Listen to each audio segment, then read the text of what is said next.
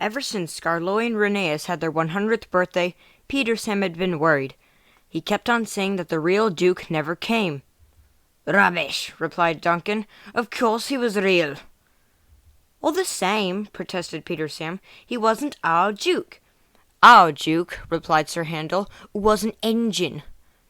"You're as bad as he is," said Duncan. "All engine dukes was scrapped. Ask Gordon." "Gordon doesn't know everything," said Scarloy. "Tell us about him, you two." So the two engines did. Duke had been the first engine on the Mid-Sodor Railway.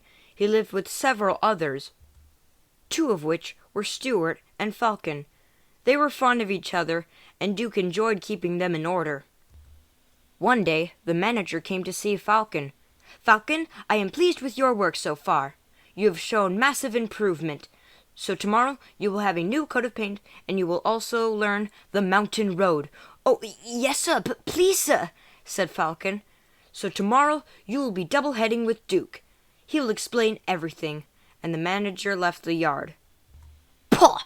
thought Falcon. "Duke's an old fusspot." The next day Duke spoke to Falcon. "Listen here, youngster. The mountain road is difficult. You couple up to the train, and I'll lead."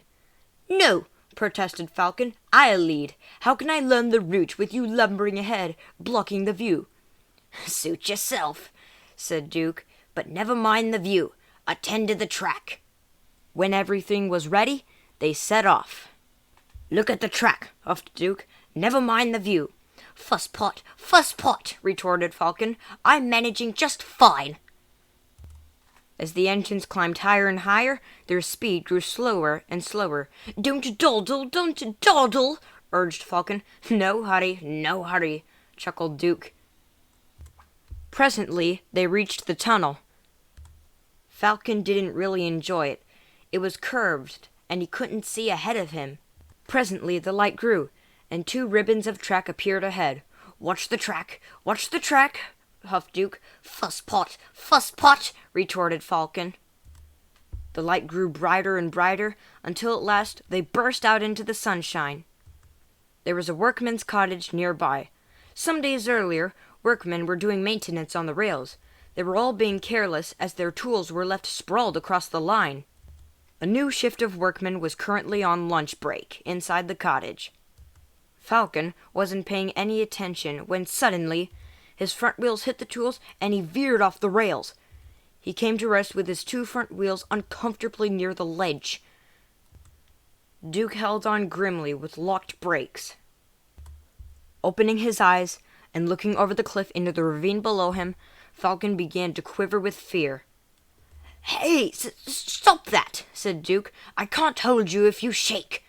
Falcon then tried hard to stop shuddering. The crew quickly set to work to make the 2 engines safe again. Then came more trouble when the firemen checked Duke's water tank. "Wait, oh no, water!" cried the fireman. "Duke needs water, quickly!" They quickly alerted the workmen in the cottage. Soon everyone was passing jugs, buckets, kettles, and saucepans down to Duke's tank. All the while, Duke was building more strength. Then, with everyone's help, he was able to pull Falcon back onto the rails. Everyone cheered, and they set off once more. The manager was waiting at the top station. Excited passengers swarmed out of the coaches. "Your Duke is a hero," they said. "He stood firm like a bulldog and wouldn't let go. You should have seen him, mate." Falcon was grateful too. "Thank you for saving me, Duke," he said. "I don't know why you've bothered after I've been so rude." "Ah, well, youngster, you just had a new coat of paint. It might have been a pity if you rolled down the mountain and spoilt it."